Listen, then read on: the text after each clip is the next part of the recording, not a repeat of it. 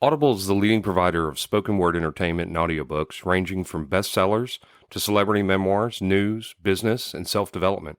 Every month, members get 1 credit to pick any title, plus 2 Audible originals from a monthly selection, and access to daily news digests from the New York Times, the Wall Street Journal, and the Washington Post, as well as guided meditation programs. Between a full-time job in IT and a full-time job in podcasting, it gets harder and harder to sit down and read the books I'm interested in. This is where Audible comes in. I can listen on my daily commute, relaxing, or while out running errands and still get in the books I've been wanting to get into. You can download titles and listen offline anytime, anywhere. The app is free and can be installed on all smartphones and tablets. Now you can try Audible risk-free with a special 30-day free trial by visiting audibletrial.com/nerdery and murdery. That's audibletrial.com/nerdery and murdery. Don't let your busy life get in the way of that great book you've been wanting to read. Go get your free trial of Audible today. This podcast is sponsored by BetterHelp. This is Geoffrey, and we've talked about many times before that I experience problems and struggles with my mental health, and really without a healthy mind, being truly happy and at peace is hard. The good news is therapy does work. It's helped for me, but what is therapy exactly? It's whatever you want it to be. Maybe you're not feeling motivated right now and would like some tools to help. Or maybe you're feeling insecure in relationships at work, or you're not dealing well with stress. Whatever you need, it's really time to stop being ashamed of normal human struggles, and it's time to start feeling better because you deserve to be happy. And now you don't have to worry about finding an in-person therapist near you to help. BetterHelp is a customized online therapy that offers video, phone, and even live chat sessions with your therapist, so you don't have to see anyone on camera if you don't want to. It's much more affordable than in-person therapy, and you can start communicating with your therapist in under 48 hours. So join the millions of people who are seeing what online therapy is really about. It's always a good time to invest in yourself because you are your greatest asset. And there's a special offer to Nerdery and Murdery listeners. You can get 10% off your first month of professional therapy at betterhelp.com/nerdery and murdery. That's betterhelp.com/nerdery and murdery. Thanks again to BetterHelp for sponsoring this podcast. I know you guys were all forced to read this in high school, and this is going to sound very academic, but Arthur Miller is one of those guys you really should get out there and see close up, live, in front of your eyeballs.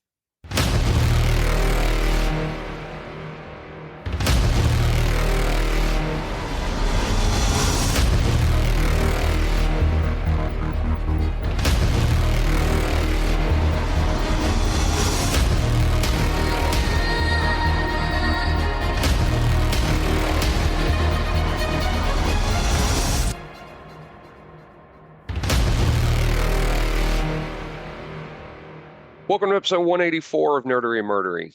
Big 184. This is Zig with your Nerdery. And I'm Geoffrey with your Murdery. Welcome to another week of the highs and lows and the ups and the downs, the good and the bad and the nerd and the murd. Have you watched Matlock? The new one? Yes. I have not. I love it. We've only seen season 1. Season 2 is either ongoing right now or they've finished it. I can't wait to pick it up. Kathy Bates she is amazing. She is amazing. I'll ruin just a little bit of it. She is not Matlock. Mm-hmm. She is portraying a character with the name of Matlock, and she talks about it throughout the show. Yes, like the old TV show. Yeah. You will love Matlock because it is a giant con game. She is brilliant. She is doing the con. She is really a lawyer. But she is. You learn this in the first episode, so I'm not really ruining anything. But basically, her daughter died of opioid overdose. She was addicted, and she is trying to find out who is responsible for this particular opioid on the market. And so she has adopted the name Matlock, like the TV show, and is a new lawyer in a law firm, and it's brilliant. It is brilliant, brilliant, brilliant.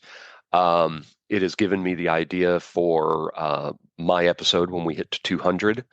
Um, Watch it. You will enjoy it because it is a con job. Well, she had that David E. Kelly series for a couple of seasons called Harry's Harry's Law. Law, Harry's which Law. was incredible. I loved her in that. Brilliant. I was like, why did they take? But like they changed it halfway through. It's like this show is not as good. Yeah. She needs to be the person who smokes weed after the trial and sells shoes on the side. That's what made that show. Yeah. Um, Kathy Bates is an amazing actress, and she is brilliant in Matlock. She portrays the little old woman so well. Um, give it a whirl. Give it a whirl. They're great episodes. I've enjoyed every single episode. Yes, Um, like the TV show. yes, I love the actor who plays her husband, and I'm losing who it is right now. You'll recognize him. You'll know who he is. He's played in tons of stuff. Her grandson is so funny. Her tech-savvy grandson is just great. But give it a watch. I've enjoyed every second. I can't wait to dive into season 2. I hope this lasts. I don't know how long it will last. Because again, she's trying to figure out who is responsible for her daughter's death. So I don't know how they could continue past that. Um, but give it a shot. It's awesome.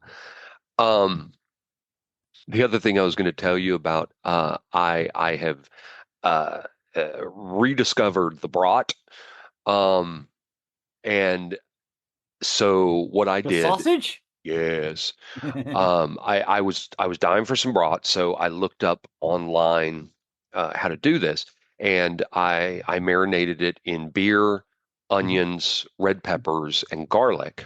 Yeah. Um, and the first time I marinated it for a few hours, but then I grilled them in the Ninja Grill. Hmm. You set it for 10 minutes, halfway through, you flip them, 10 minutes, it's done, and it is the perfectly grilled brat. Okay, I know you marinated them. Did you Hmm. boil them first in the beer? Nope, Just nope. marinated them. Marinate them, set them in the fridge. Okay.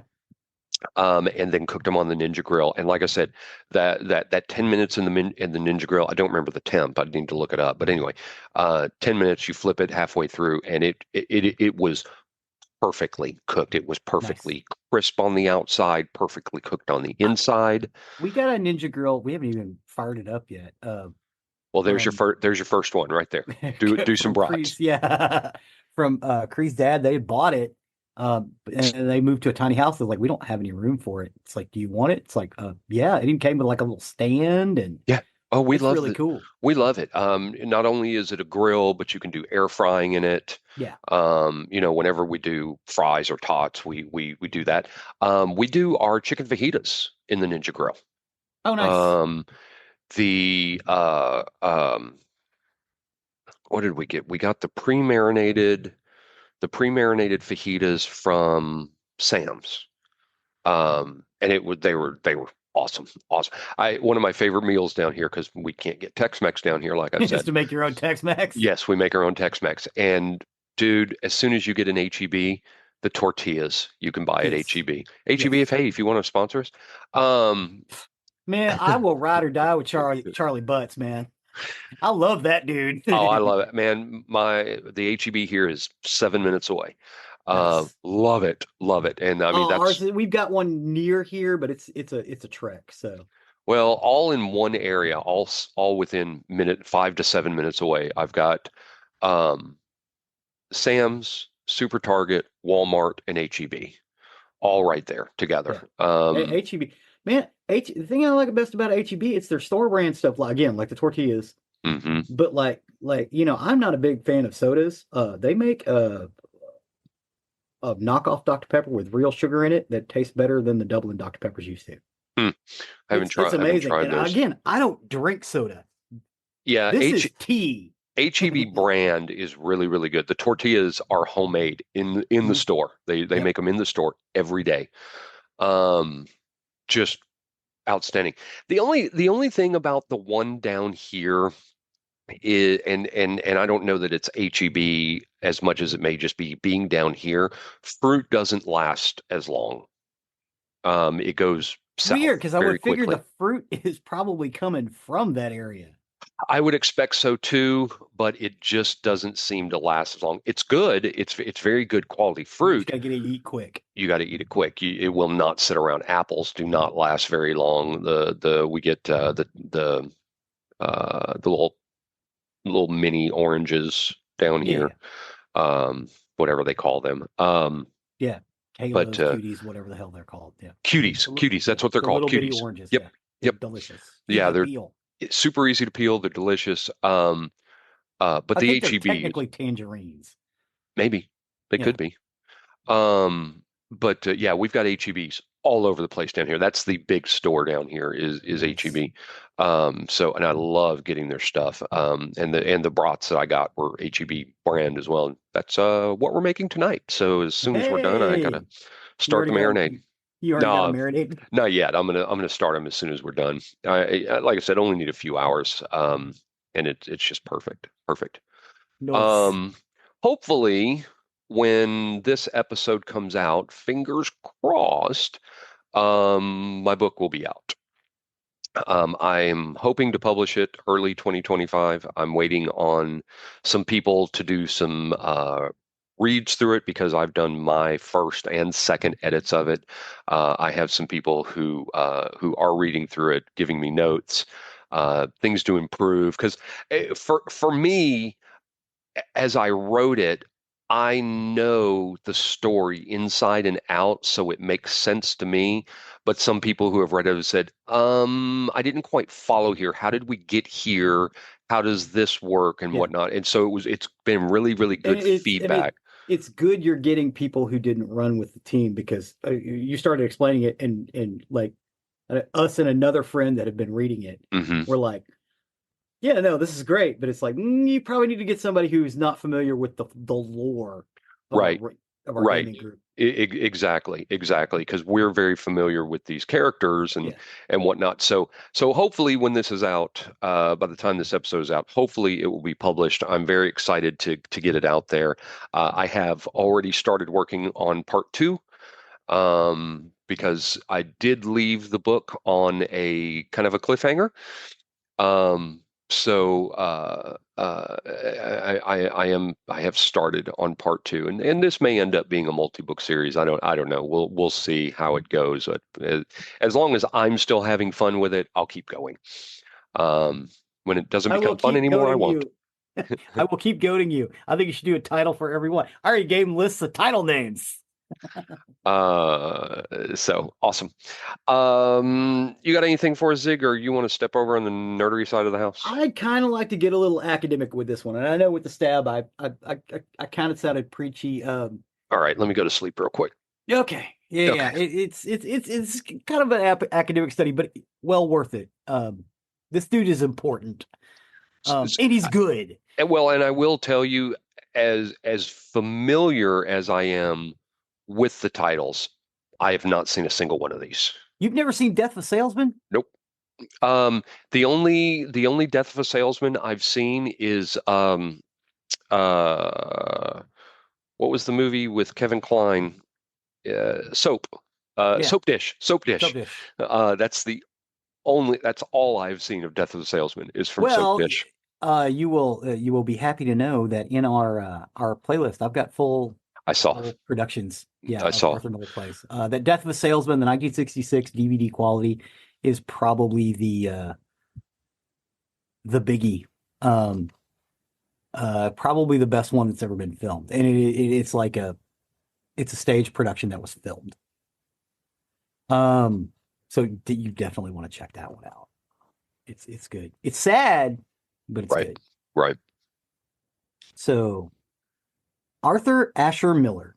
Born October 17th, 1915, and he passed away February 10th, 2005, was an American playwright, essayist, and screenwriter in the 20th century American theater. Among his most popular plays are All My Sons, Death of a Salesman, The Crucible, A View from the Bridge. He also wrote several screenplays, including The Misfits. The drama Death of a Salesman is considered one of the best American plays of the 20th century. I'm just curious, and I'm sorry if I sound stupid when I ask this. All My Sons, any relation to My Three Sons? No. Okay. No. Just curious if didn't know if maybe if it came from it. Post-war drama. Okay.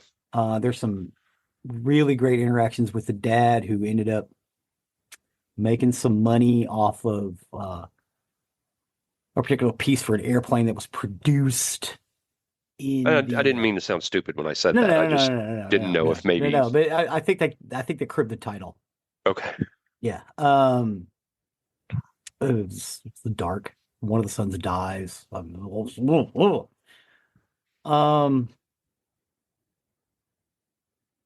Miller was often in the public eye, particularly during the late 40s, 50s, and early 1960s. During that time, he received a Pulitzer Prize for drama, testified before the House on Un-American Activities Committee, and he married Marilyn Monroe. In 1980, is he part of McCarthyism? Yes. Hmm.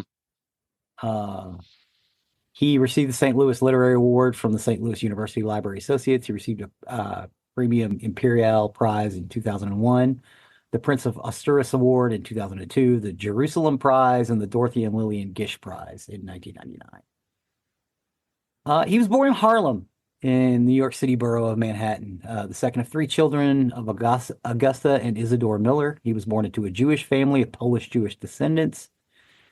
His father was born in Radomski Walecki, Galicia, then part of Austria-Hungary. Now it's part of Poland. And his mother was native of New York, whose parents had arrived from that town. Isidore owned a women's clothing manufacturing business, employing 400 people. He became a well-respected man in the community. The family, including Miller's younger sister, Joan Copeland, lived on West 110th Street, Manhattan, owned a summer house in Far Rockaway, Queens, and employed a chauffeur. In the Wall Street crash of 1929, the family lost almost everything and moved to Gravesend, Brooklyn. According to Peter Applebaum, they moved to Midwood, and as a teenager, Miller delivered bread every morning before school to help the family. Miller later published an account of his early years under the title A Boy Grew in Brooklyn, and after graduating in 1932 from Abraham Lincoln High School, he worked at several menial jobs to pay for his college tuition at the University of Michigan. After graduation in 1936, he worked as a psychiatric aide and copywriter before accepting faculty posts at the New York University and the University of New Hampshire. On May 1st, 1935, he joined the League of American Writers, whose members included Alexander Trachtenberg, International Publishers, Franklin Folsom, Louis Odemeyer, I.F. Stone, Myra Page, Millian Brand, Lillian Hellman, and Dashiell Hammett. Members were largely either Communist Party members or fellow travelers. At the University of Michigan, Miller first majored in journalism and wrote for the student newspaper, the Michigan Daily. The satirical Gargoyle humor magazine. It was during this time that he wrote his first play, No Villain. He switched his major to English and subsequently won the Avery Hopewood Award for No Villain. The award led him to consider that he could have a career as a playwright. He enrolled in a playwriting seminar with the influential Professor Kenneth Rowe, who emphasized how a play was built to achieve its intended effect, or what Miller called the dynamic of play construction. Rowe gave Miller realistic feedback and much needed encouragement and became a lifelong friend. Miller retained strong ties to his alma mater and through the rest of his life established the university's Arthur Miller Award in 1985 and the Arthur Miller Award for Dramatic Writing in 1999, and lending his name to the Arthur Miller Theater in 2000. In 1937, Miller wrote Honors at Dawn, which also received the Avery Hope Award. And after his graduation in 1938, he joined the Federal Theater Project, a New Deal agency established to provide jobs in the theater. He chose the theater project despite the more lucrative offer to work as a scriptwriter at 20th Century Fox. So part of the New Deal, just going back on that, it wasn't just building bridges and things. They also had projects to keep theaters alive, to keep small movie theaters alive. The reason the New Deal was all encompassing is because we just about lost everything in society. Everything closed. So even if you had money, you couldn't buy anything or go do anything because everything was boarded up. Part of the New Deal was to get that back and running. And one of the things they wanted to do was theater, which is why Arthur Miller took that job. Being a being a college-educated communist. But keep in mind, his family was originally wealthy and they lost all of their money when he was a teenager. That had a profound effect on that dude, because he'd seen the world from both sides. Not only that, but also growing up in Harlem, and Brooklyn, it was not segregated like it was here in the 30s. In 1947, Miller's play All My Sons, the writing of which had commenced in 1941, was a success on Broadway, earning him his first Tony Award for Best Author. And his reputation as playwright was established. Years later, in a 1994 interview with Ron Rifkin, Miller said the most contemporary critics regarding All My Sons as a very depressing play in a time of great optimism, and that positive reviews from Brooke Atkinson of the New York Times had saved it from failure. It's dark. He did build a small studio in Roxbury, Connecticut. There, in less than a day, he wrote the Act 1 of Death of a Salesman, and within 6 weeks, he completed the rest of the play. One of the classics of world theater. Death of a Salesman premiered on Broadway on February 10th, 1949 at the Morosco Theater, directed by Elia Kazan and starring Lee J. Cobb and as Willie Loman, Mildred Dunnock as Linda, Arthur Kennedy as Biff, and Cameron Mitchell as Happy. The play was commercially successful and critically acclaimed, winning the Tony Award for the Best Author of the New York Drama Circle Critics Award and the Pulitzer Prize.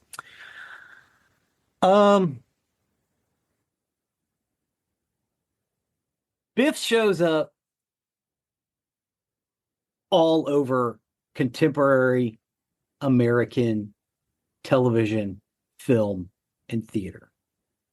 Biff became a character trope. The golden son who is a great athlete, who is destined to achieve greatness and disappears. That character makes its way through all of the 20th century and even into the 21st century. You see it in weird ways too. The character of Chuck from Happy Days is a Biff character. He was meant to go away and never be talked about again. Really? That's the joke. Huh. Gary Marshall's a funny dude, but he is also darkly funny, and he will let shit lie for just no reason. Yeah, the cover story is, well, the character wasn't really tracking. No, he's a Biff character. Yeah, that's what I'd always heard. I thought it was because the character wasn't popular, and so they... Yeah, he's a Biff character. He was meant to go away and not come back. In 1949, Miller exchanged letters with Eugene O'Neill regarding Miller's production of All My Sons. O'Neill had sent Miller a congratulatory telegram. In response, he wrote a letter that consisted of a few paragraphs detailing his gratitude for the telegram, apologizing for not responding earlier, and inviting Eugene to the opening of Death of a Salesman. O'Neill replied, accepting the apology but declining the invitation, explaining that his Parkinson's disease made it difficult to travel. He ended the letter with an invitation to Boston, a trip that never occurred. I would have liked to see those two guys work together.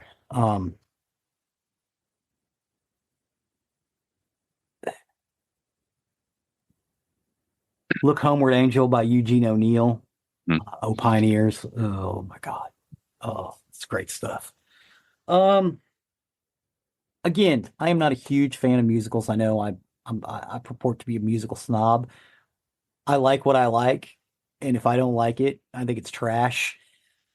Again, I'm kind of a musical snob because I think musicals take away from what we would call straight theater, which is non-musical productions. That's an old word. See, and I disagree with that. I think when a musical is done right, I think they're brilliant. Yes. Yeah. I don't disagree with that statement, but I think everybody puts all their eggs in the musical basket. And they get away from the straight plays. When you get stuff like Death of a Salesman, The Crucible, which again, everybody was forced to read when they were children, or when they were in high school. Not me. And most people see that play because they're forced to, not because they go out to see it, to check it out. It's brilliant and beautiful, but you shouldn't be forced to go see it. You know what I mean? Mm-hmm. You shouldn't be forced to read it. You should experience it in real time. I would say that with any play, any musical, if you're forced to see it, it's not great. See it on Yeah. your own volition. But I mean, there are musicals that are outstanding as musicals. Hamilton, perfect example. Yeah. That's a pure The musical. Heights that he did before Hamilton, Yes, also was also very outstanding. good. The one I was just trying to think of, Book of Mormon, Book of Mormon by Trey Parker and Matt Smith, the South Park guys. Yeah. Book of Mormon is brilliant. It's a musical. I think when done right, a musical is perfect. Yes, yes. But I don't think Broadway should only show musicals. Right. And that's what they Agreed. do now. Yeah. Agreed. I think you should get a good straight play. Like every once in a while, the small Broadway theater, I think it's the Schubert. No, the Schubert's Philadelphia. The one where they did Birdman. Oh, I know what you're talking about, but I'm not sure. That is a Broadway theater. It's like the smallest one. I can't remember the name of that particular Mhm. theater. It's changed a couple of times in the last few years. It was like one thing forever, and then it was something else. Anyway, that's like the only one that doesn't just do musicals, and it's like, okay, come on, guys, we could do something serious and hard hitting. We could do Death of a Salesman, because when it's done right, or The Crucible, it's incredibly, incredibly cathartic and beautiful. And it's not all doom and gloom. There are funny moments in his pieces. That's what makes him awesome. I wouldn't discount Arthur Miller just because, again, it's one of those things. It's like, your literature professor or your drama teacher or your English teacher is like, you have to read this, you have to know this. I agree with them. You should, but at the same time, don't put so much pressure on it. It's not. It's the American experience in the middle of the century, and it can speak to us now, in the same way that Tennessee Williams does. And everybody who I know loves Tennessee Williams, but they're kind of apprehensive about Arthur Miller, and they should be, because it's the same stuff. It's just coming from a different point of view. In 1952, Elia Kazan appeared before the House on Un-American Activities Committee.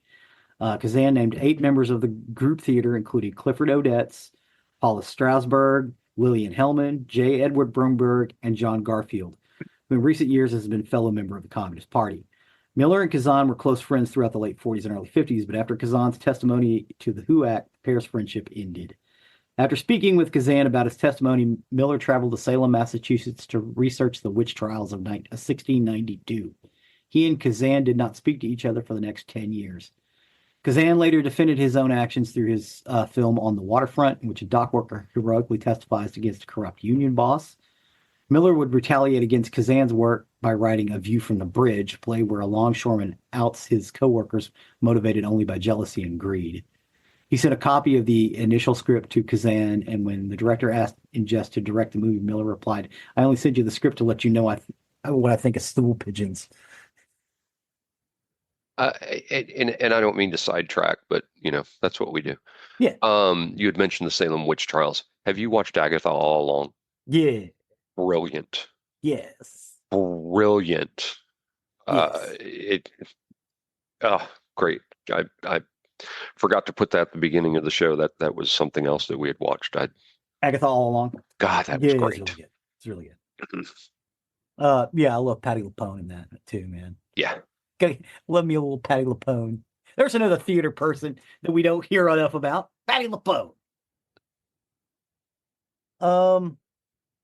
So again, The Crucible on its face is about the Salem witch trials. It's about the McCarthy hearings. And Which that was a witch hunt in itself. Yes, it was.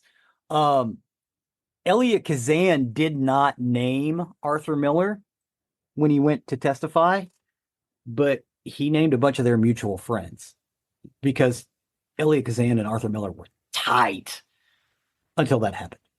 And then they didn't speak for 10 years other than him sending him a script. And the guy was like, well, I'll direct it. No, this is what I think of stool pigeons. Fucking die, basically, is what he said. Again, he grew up in Harlem and Brooklyn. You can take the boy out the city. You can't always take the city out the boy. You know what I mean? But yeah, so the Crucible was first performed at the Martin Beck Theater on Broadway in January of 1953. Miller likened the situation with the White House Un-American Activities Committee, to which the hunt in Salem in 1692 had some obvious parallels. Play opened at the Martin Beck Theater, produced work through that world. It was adapted into an opera by Robert Ward in 1961, and earlier in 1955, a one-act version of Miller's verse drama titled A View from the Bridge opened on Broadway in a joint bill with one of Miller's lesser-known plays, A Memory of Two Mondays. The following year, Miller revised A View from the Bridge as a two-act prose drama, which Peter Brook directed in London.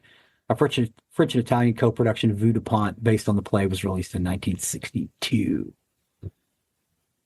The HUAC did take a interest in Miller not long after the Crucible opened, engineering the U.S. State Department's denying him a passport to attend the play's London opening.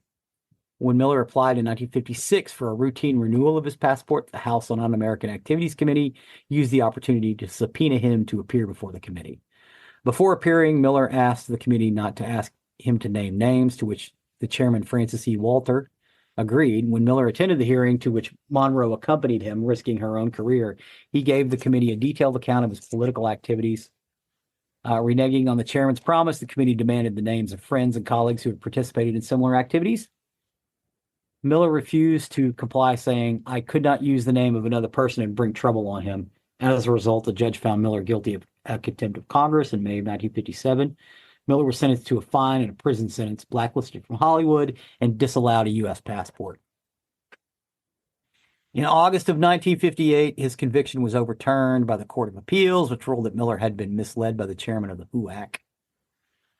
Miller's experience with the HUAC affected him throughout his life. In the late 70s, he joined other celebrities, including William Styron and Mike Nichols, who were brought together by the journalist Joan Barthel. Barthel's coverage of the highly publicized Barbara Gibbons murder case helped raise bail for Gibbons' son, Peter Riley, who had been convicted of his mother's murder, based on what many felt was a coerced confession and little other evidence. Barthel documented the case in her book, A Death in Canaan, which was made into a television film of the same name and broadcast in 1978. City Confidential and AE Network series produced an episode about the murder, postulating the part of the reason Miller took such an active interest, including supporting Riley's defense and using his own celebrity to bring attention to Riley's plight, was because he had felt similarly persecuted in his run-ins with HUAC. Miller began work on writing the screenplay for The Misfits in 1960, directed by John Huston and starring Marilyn Monroe. It was during the filming that Miller and Monroe's relationship hit difficulties, and he later said the filming was one of the low points in his life. Monroe was taking drugs to help her sleep and other drugs to help her wake up, arriving on the set late and having trouble remembering her lines. Huston was unaware that Miller and Monroe were having problems in their private life and recalls later, I was impertinent enough to say that Arthur that to allow her to take drugs of any kind was criminal and utterly irresponsible. Shortly after that, I realized she wouldn't listen to Arthur at all, and he had no say over her actions. Shortly before the film's premiere in 1961, Miller and Monroe divorced after 5 years of marriage. 19 months later, on August 5th, 1962, Monroe died of a likely drug overdose. Huston, who had also directed her in the first major role, The Asphalt Jungle in 1950, and who had seen her rise to stardom, put the blame for her death on her doctors as opposed to the stress of being a star. The girl was an addict of sleeping pills, and she was made so by goddamn doctors. It had nothing to do with the Hollywood setup. In 1964, After the Fall was produced and said to be a deeply personal view of Miller's experiences during his marriage to Monroe. It reunited Miller and his former friend Elia Kazan.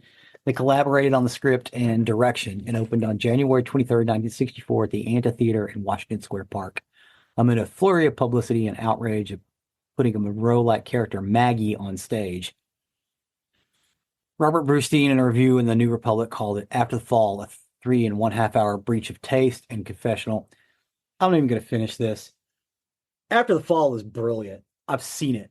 I saw a college production of it, and it's wonderful. A lot of people were put off because Maggie was based on Marilyn Monroe. The dude was married to her for 5 years. He watched her fall and decline. That play is not an indictment of her. It's a love letter to her. I think it's a great piece, but again, it's controversial because of that. But it got him and Elia Kazan talking again. So, there's that. Although Miller never truly trusted him. It is a long play, but it's a pretty good piece. He also wrote they call it the penetrating family drama, The Price, which was produced in 1968. It was his most successful play since Death of a Salesman. In 68, Miller attended the Democratic National Convention and a delegate for Eugene McCarthy. And in 69, Miller's work were banned in the Soviet Union after he campaigned for the freedom of dissent writers. He produced a one-act play called Fame and the Reasons Why. He got remarried and he was traveling with his wife. He did a comedy, The Creation of the World and Other Business, and Up from Paradise. They were critical and commercial failures, but again, they're good pieces of work. Dustin Hoffman did do a television film of Death of a Salesman in the 1984, which is a nice piece as well. If you've never seen it, Dustin Hoffman really takes on Willie Loman. And during the early 90s, Miller wrote 3 new plays, The Ride Down Mount Morgan, The Last Yankee, and Broken Glass. A film adaptation of The Crucible starring Daniel Day-Lewis, Paul Scofield, Bruce Davidson, and One Outer Rider was released, and Miller spent much of 1996 working on its screenplay. Mr. Peters' Connection was staged off-Broadway in 1998, and Death of a Salesman was revived on Broadway. In 1993, Miller received the National Medal of Arts. He also did some dissertations on politics and the art of acting, where he basically talked about it quite a bit. And in December of 2004, 89-year-old Miller announced that he had been in love with his 34-year-old minimalist painter, Agnes Barley, and had been living with her at their Connecticut farm since 2002, and they intended to marry. Miller's final play, Finishing the Picture, opened at the Goodman Theater in Chicago in the fall of 2004, with one character said to be based on Barley. It was reportedly based on his experience during the filming of The Misfits, though Miller insisted the play was a work of fiction with independent characters that were no more than composite shadows of history. So, let's talk about some of the stuff he's done. No Villain, which was started in 1936. They Two Arise, Honors at Dawn, The Grass Still Grows, The Great Disobedience, Listen to My Children, The Golden Years, The Half Bridge, The Man Who Had All of the Luck, All My Sons, Death of a Salesman, An Enemy of the People, The Crucible, A View from the Bridge, A Memory of Two Mondays, After the Fall, Incident at Vichy, The Price, The Reason Why, Fame, The Creation of World and Other Business, Up from Paradise, The Archbishop's Ceiling, The American Clock, Playing for Time, Elegy for a Lady, Some Kind of Love Story, I Think About You a Great Deal, Playing for Time, the stage version, I Can't Remember Anything, Clara, The Ride Down Mount Morgan, The Last Yankee, Broken Glass, Mr. Peters' Connections, Resurrection Blues, and Finishing the Picture. That's from 1936 to 2004. I would say that's a pretty damn good career. Yeah.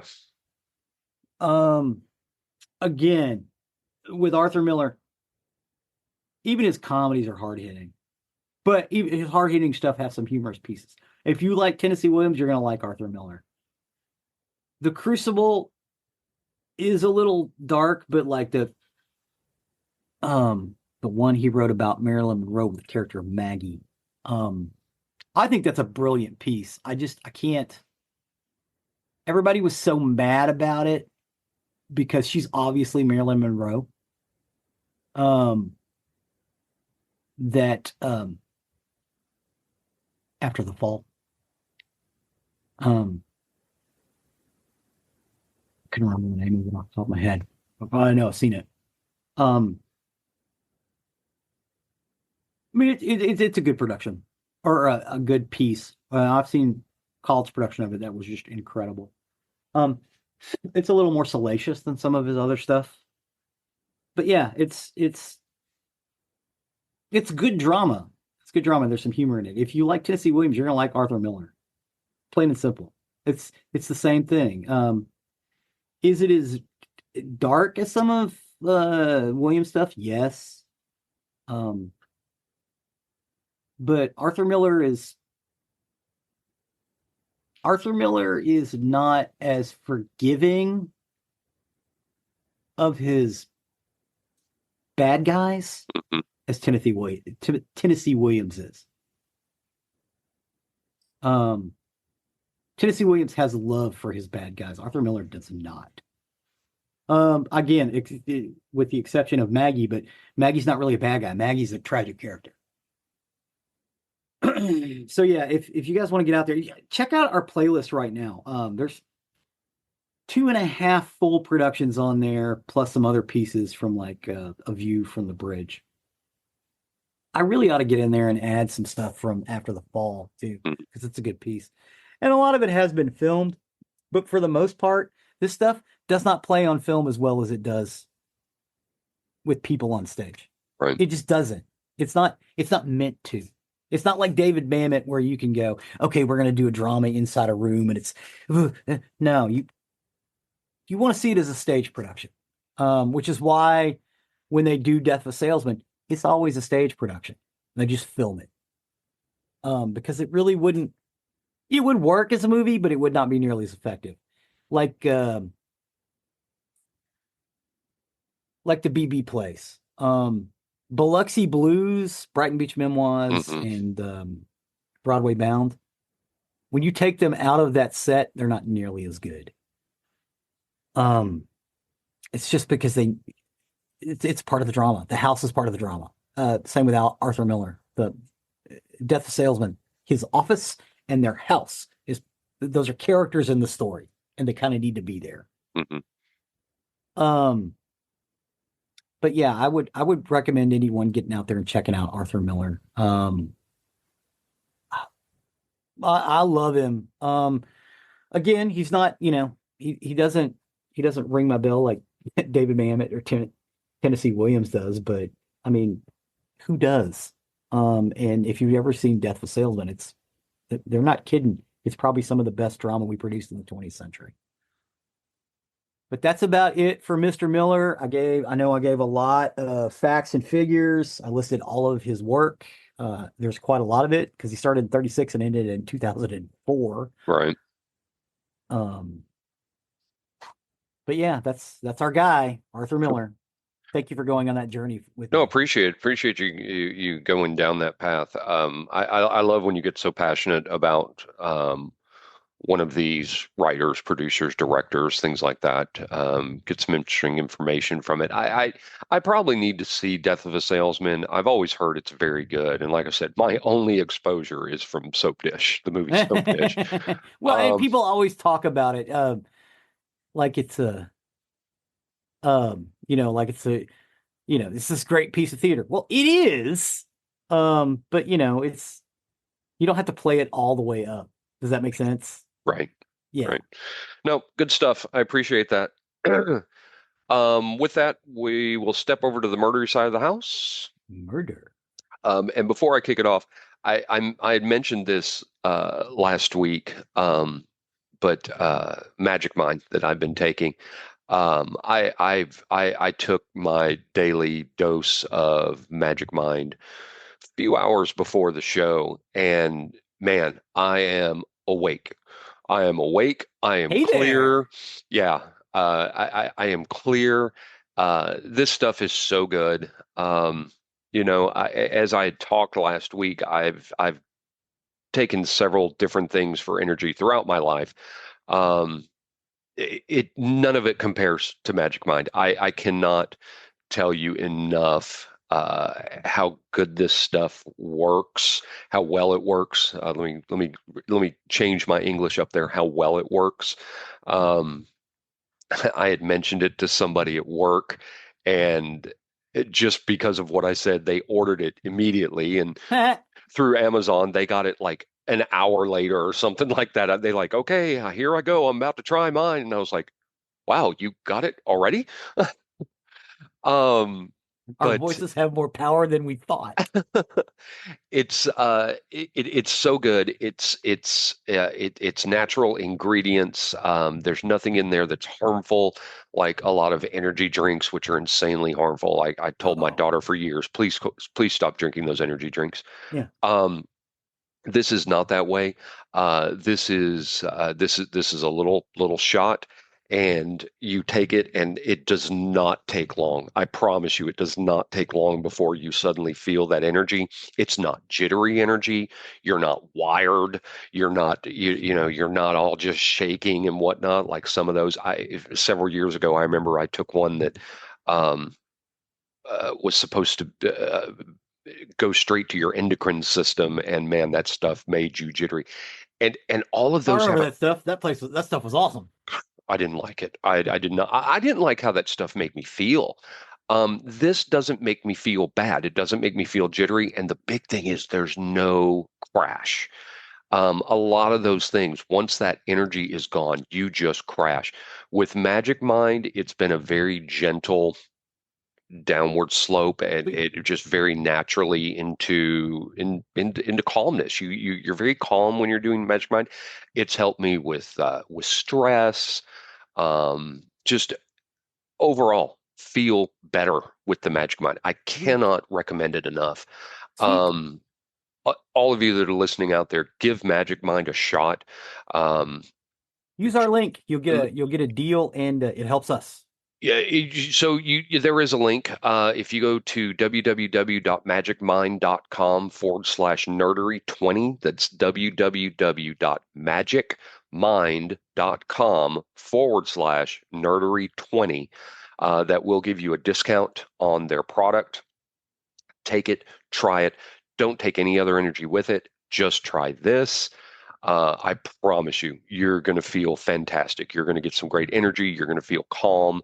Your stress levels are going to go down. You're going to be very clear, and you will not have that crash. That if there's anything I can say about Magic Mind, it's the fact that you will not get a crash afterwards like you will with a lot of different energy shots and energy drinks. Because that's got to be the hardest thing about taking that stuff like that. When you Oh crash, you yeah, do yeah, yeah. The crash. drop off at the end. Oh Yeah. yeah, and it doesn't have it. This just smooths out, mellows you out.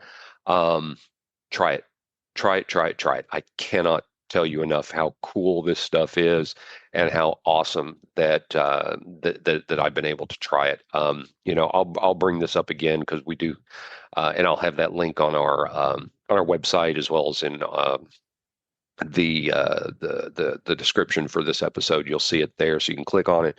But in case you're not looking and you're just reading, www.magicmind.com/nerdery20. Go get yours today. I promise you, you will thank me for it. And they came. What's weird is they came to us. It was a listener who worked for him and was like, hey. They went to their boss and they're like, hey, we need to get with them. So they hit us up and sent Geoffrey some. He's like, damn, this stuff's great. I don't know if it was their boss or just someone they work with, but yeah, they did reach out, and you know, I was willing to give it a chance and see what it was like, and was happy I was able to get to try the product. Great stuff. Give it a shot. Give it a shot. Sweet. All right, so today I got my information off Britannica, CBS News, Wikipedia, and Crime Museum, and this episode is dedicated to someone who asked for this, Mr. Ziggy himself. Did I? This is the story of the Boston Strangler. Yes. So I've had this one on my list for a while. Just wasn't sure how I wanted to attack this one. Zig had mentioned it a few weeks ago, and I'm like, yeah, you know what? It's time. I'm going to bring this one up. Um, Today we're going to take a journey back to a period of fear and mystery, and it was a time when Boston streets were stalked by a faceless predator. Between 1962 and 1964, 13 women were murdered, and their killer came to be known as the Boston Strangler. The brutality and audacity of these killings left a city and a nation in shock, and despite decades of investigation and debate, critical questions remain. Was there truly a single Boston Strangler, or were multiple killers responsible? Was Albert DeSalvo the monster the world believes, or was he merely a convenient scapegoat? So, walk with me through the dark alleys and chilling details of this unsolved mystery. How you like that opening?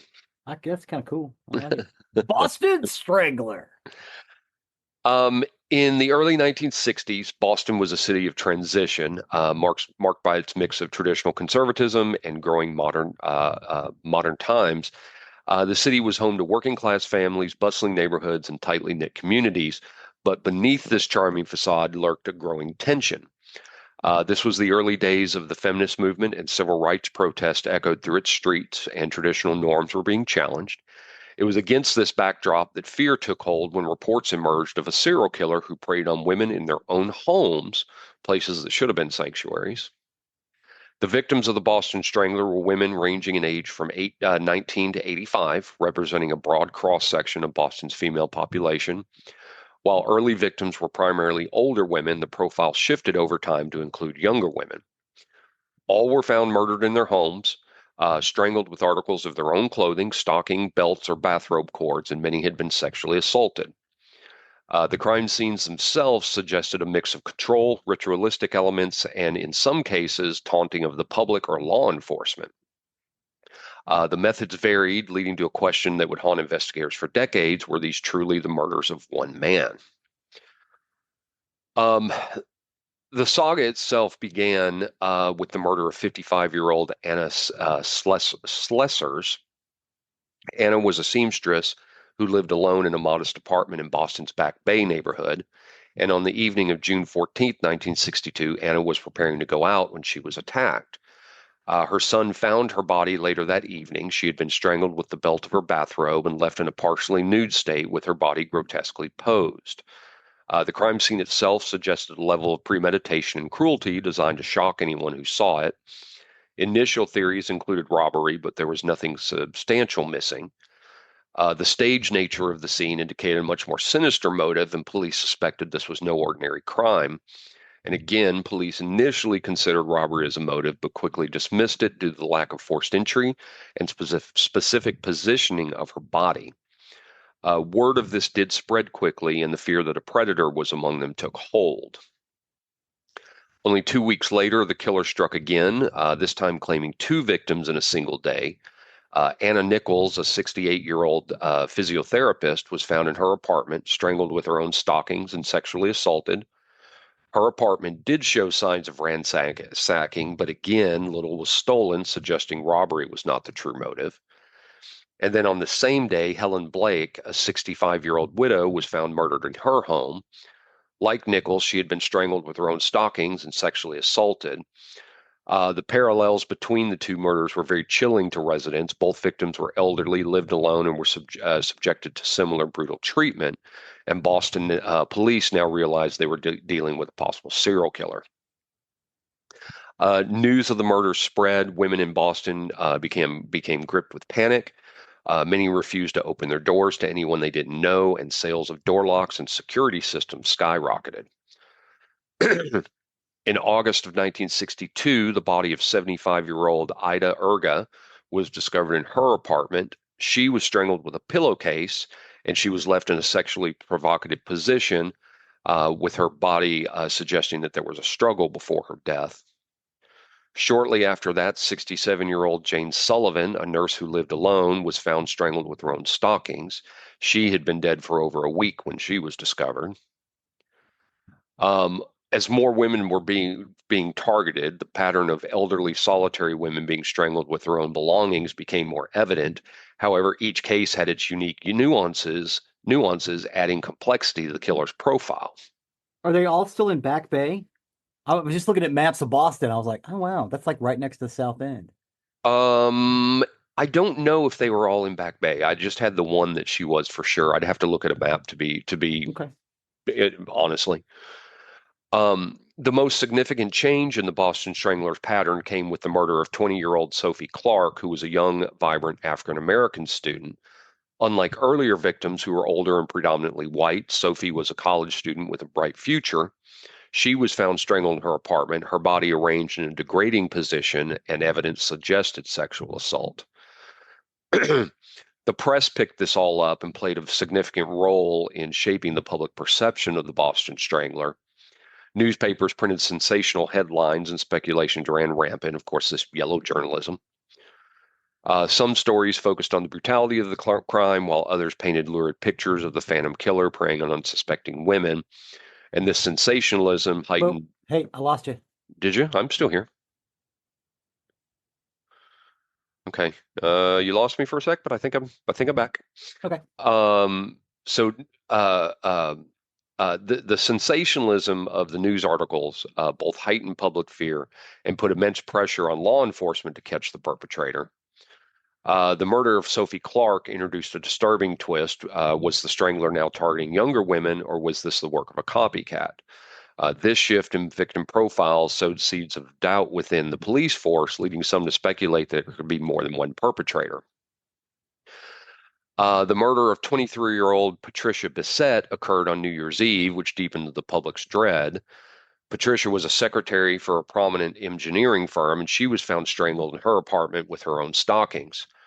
Her murder bore similarities to the earlier cases, with signs of a struggle and a sexually charged crime scene. However, Patricia's youth and lifestyle set her apart from the elderly victims targeted months earlier. They started to speculate, was this a deliberate escalation by the strangler or a new killer inspired by the growing media frenzy? In spring of 1963, Mary Brown, who was 69, was discovered strangled in her apartment. The level of violence used by her was shocking, indicating rage or perhaps a desire to silence the victim quickly. A very short time later, 23-year-old Beverly Sammons, a graduate student, became another victim. Unlike earlier cases, Beverly was stabbed multiple times in addition to being strangled. This divergence in the method prompted further questions about whether the same individual could be responsible for all the murders. Um, and the question came about, was the strangler evolving, or was this a different killer altogether? And we sometimes see this in serial killers where they Mhm. start with one pattern, but then they evolve. Yeah. They It's start like, oh, it would be better if I did this. or trying a different method, and that may be the case of one of the things with a serial killer. They do it for the thrill of the kill as Hmm. well. And sometimes they evolve because they're not getting the same thrill anymore. Um, Beverly's case remains one of the most perplexing because of its mix of strangulation and stabbing. It's very unusual one. Yeah, or maybe she tried to fight back. Possible, possible. Evelyn Corbin, who was 58, was found dead in her Lynn apartment. She was strangled with her own clothing, and she had been sexually assaulted. Um, this was a grim pattern remnant of the earlier cases. Her body was left in a very sexually explicit pose, and Evelyn's murder reconfirmed the strangler's penchant for degrading his victims, suggesting that his crimes were as much about exerting dominance and control as they were about sexual gratification. The final known victim attributed to the Boston Strangler was 19-year-old Mary Sullivan, who was found dead in her Charles Street apartment on January 4th, 1964. Mary had been strangled with a dark stocking, sexually assaulted, and left in a grotesque pose. A Happy New Year card was left nearby, which was a very chilling and macabre taunt. Her murder became one of the most publicized cases, partly due to her age and brutality of the crime. The discovery of her body marked the end of the Strangler's known victims, but it left Boston with more questions than answers. I know why he used Back Bay. It's Yeah, covered in alleys. could be, could be. Yeah.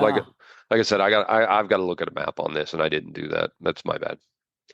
Um, so, as I'd said, these string of murders terrorized Boston. Women altered their routines. They invested in new locks. They lived in constant fear of an unknown predator. The press exasperated the hysteria with sensational headlines and vivid descriptions of the crimes, and they were the ones who branded the killer as the Boston Strangler. Globe's got Uh, to sell papers, baby. yeah. Public pressure on law enforcement intensified. Citizens demanded answers and safety in a city that seemed under siege. Many women avoided being alone and were refusing to let strangers into their homes, as I talked about earlier.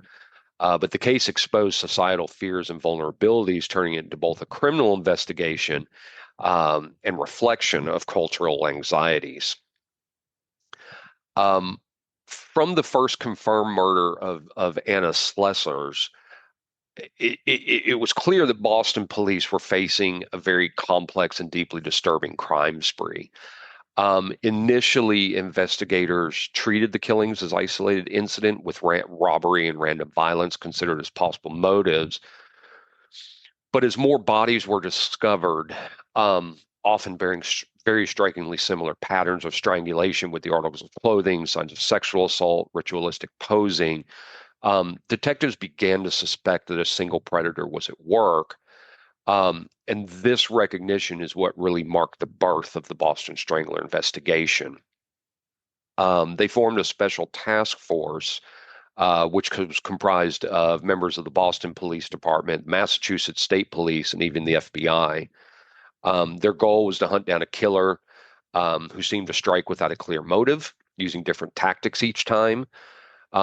And their investigation was really fraught with a lot of challenges. Forensic technology in the early 60s was very rudimentary compared to today's standards. DNA testing, which is now a cornerstone of modern criminal investigation, was not available.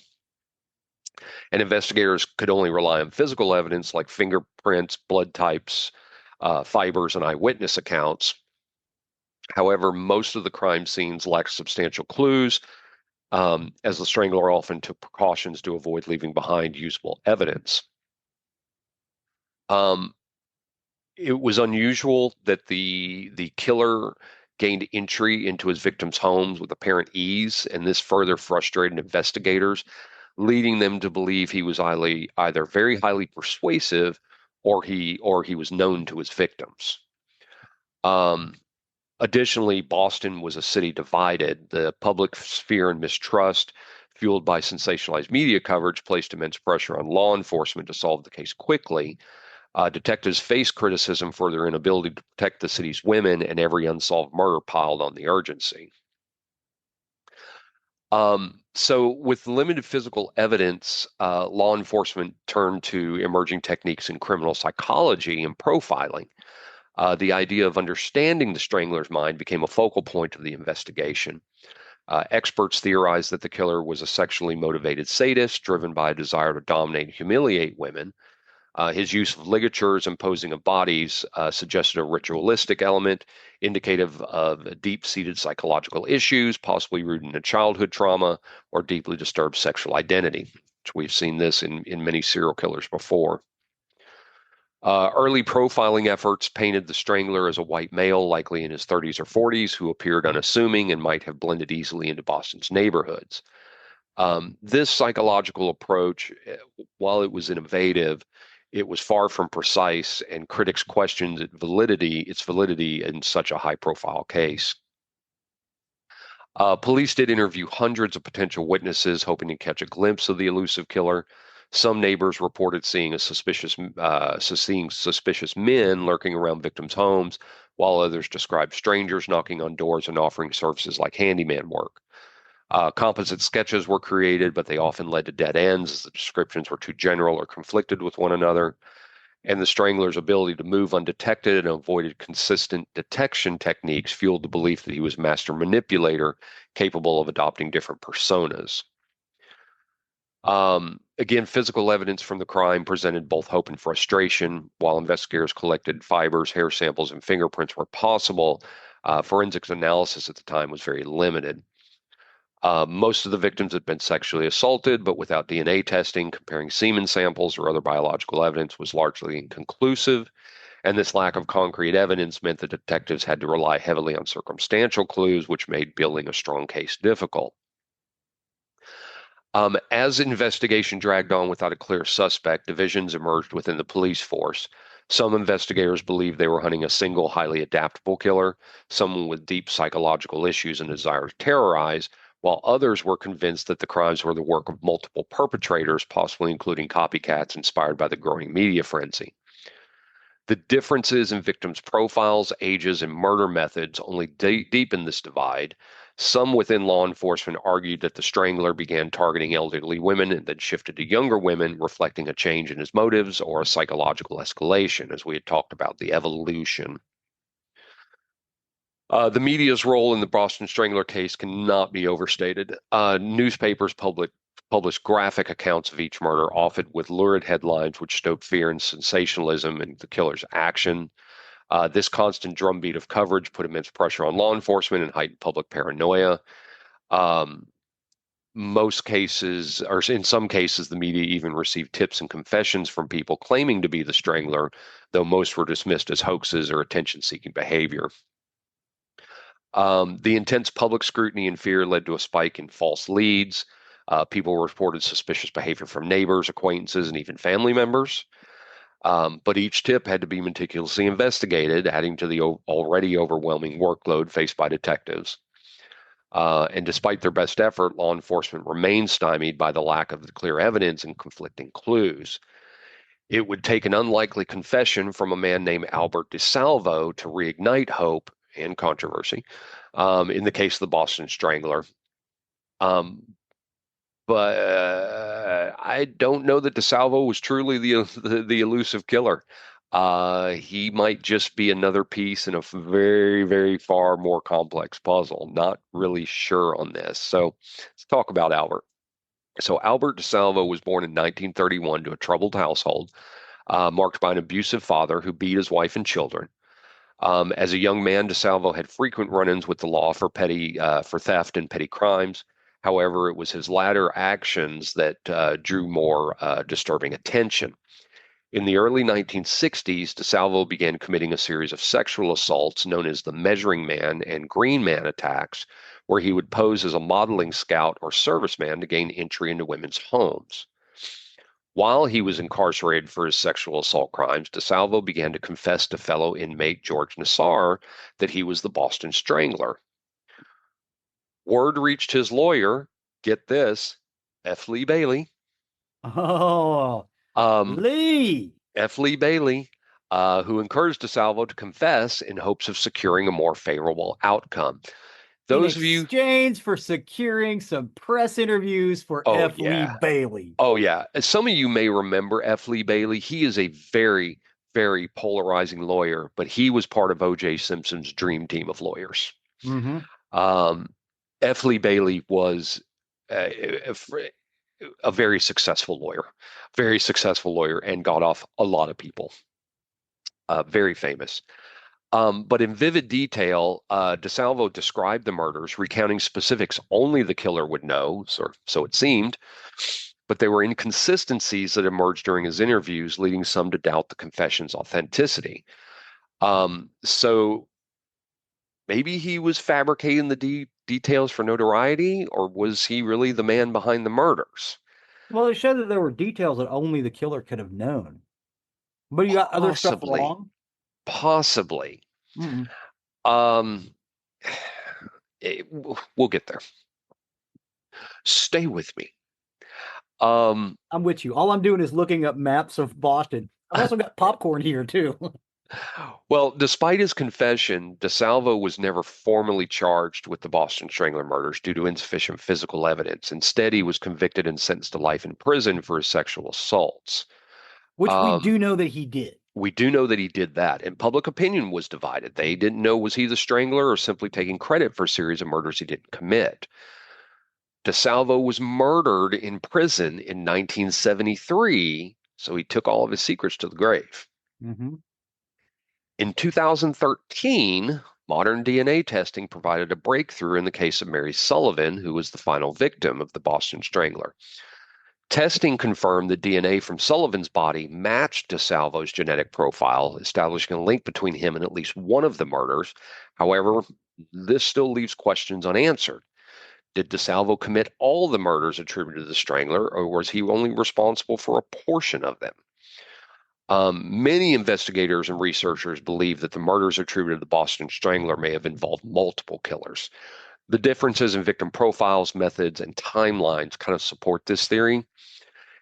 And also, was DeSalvo manipulated into confessing crimes he didn't commit? There was a 2018 prison interview with George Nassar, the one that DeSalvo confessed to, who told WBZ that DeSalvo confessed to him and shared gruesome details of the murders.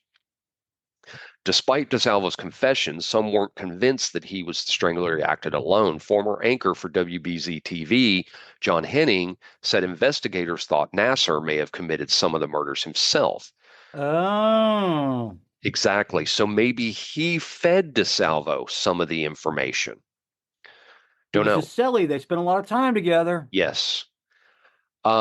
During that 2018 interview, the WBZI team asked Nassar directly if he was the real Boston Strangler, and he said, quote, "Of course not. If I had been, theoretically, on a score with Al, and we were in criminal conspiracy together, and I found out he was murdering women and getting away with it, I'd have given him a quick and painless death right there." David Robitaille of Springfield said, quote, "I do for sure, absolutely without a doubt. I believe that. They were in the same prison. I think they met several times in order for George to dispense the proper information because DeSalvo had to know very, very specific details about the crimes." But he only gave him the really specific details. And George DeSalvo wasn't paying attention to the stuff that was in the newspapers. So that's why he got that wrong. That makes sense. Maybe. Ooh. Now I'm not saying that's what happened, but could be. Yeah, my mind is tracking that series of events. Well, now that a man who corresponded with Nassar and helped write his autobiography believes the twice convicted murderer was in fact the Strangler and coached DeSalvo into confessing. Nassar told the I-Team he helped to get famed criminal defense attorney F. Lee Bailey to represent DeSalvo and broker a book deal so they could all make money. Nassar said, quote, "We were setting it all up, saying, Al, you're going to confess, you're going to trial, you're going to do due process, you're going to do your book, you're going to take care of your family." And he was saying, okay. Robitaille believes that there is other evidence that points to Nasser, claiming that the vicious attacks happened when Nasser was out on parole and stopped when he went back to prison. Again, DeSalvo was stabbed to death in his cell in 1973, and Robitaille believes Nassar had a hand in DeSalvo's death. He said, quote, "I think he had him killed, straight up. I think he had him killed. He didn't need him anymore." Nasser, though, died in prison shortly after his 2018 interview with WBZ. So his secrets went to the grave as well. Yes. I mean, he's an old guy anyway. This is the early 60s. So was it this, or did a copycat take advantage of the chaos and fear to commit their own crimes? The lack of definitive answers, it continues to fuel speculation to this day. The Boston Strangler case, it remains a chilling reminder how fear can grip a community and how unresolved questions can just haunt us for generations as it has. This case has inspired numerous books, documentaries, and even films reflecting on society's ongoing fascination with true crime and the search for truth. And while DNA evidence has provided some clarity, the story of the Boston Strangler remains shrouded in mystery.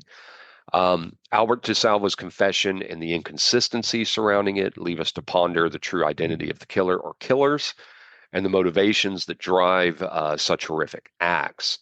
It kind of takes us to, what lessons can be learned about this case and what does it tell us about the nature of evil? Because this is a very strange case. How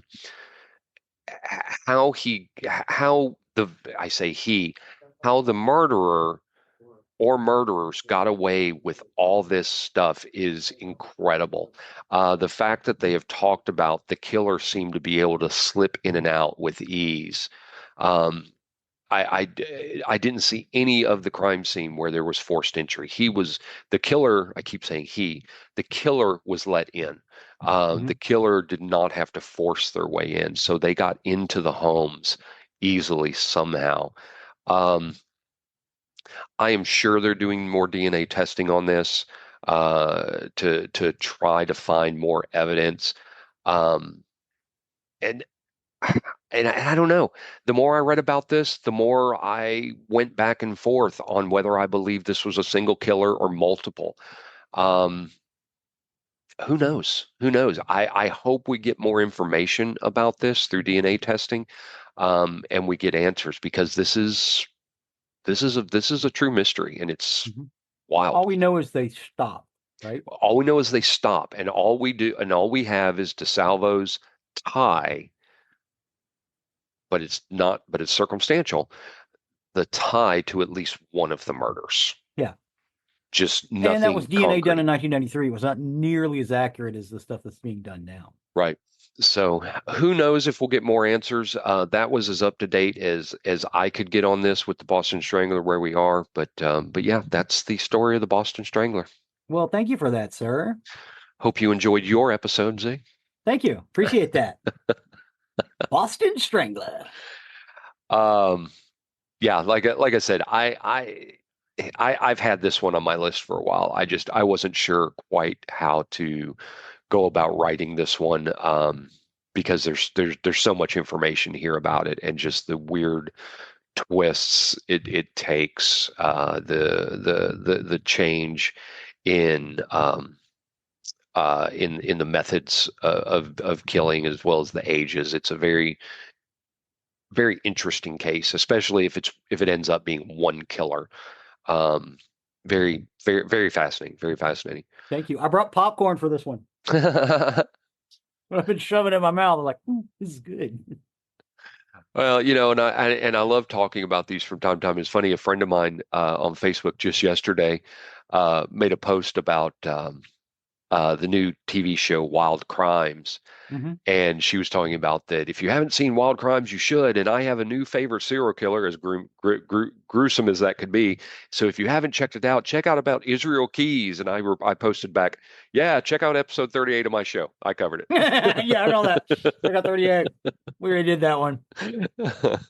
So, yeah, I'm not saying I did it any better than they did, but I agree. Israel Keys is a fascinating one. I was just talking to somebody about Israel Keys just a couple weeks ago because that's a wild one. But anyway, that will take us to the end of another recording week. We appreciate all of you sticking all the way through this with us. You can find more information about us on nerderyandmurder.com. That's our hub for everything about the show. You'll find links to what we talk about, pictures to the topics we've discussed, as well as a link to our YouTube page, which Zig so often updates. Yes, and as a matter of fact, I just added some pieces from a couple of other Arthur Miller shows while we were talking about it. So awesome. Yeah, you can see the full Death of a Salesman from '66, which is definitive. Awesome. In there as well. So I may have to give that one a watch. Enjoy. It's a DVD quality, so cool. You can also find the link to our merchandise page, which if you wish to show off your nerdery and murdery fandom, walk around town telling everybody you're a big fan of ours.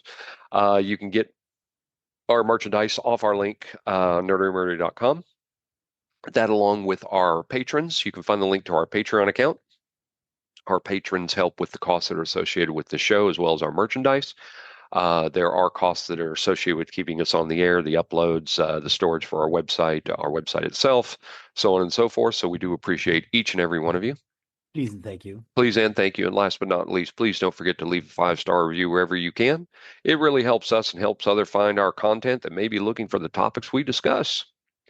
So with that, I have been Zig with your nerdery. And I'm Geoffrey with your murdery. Cue the music. In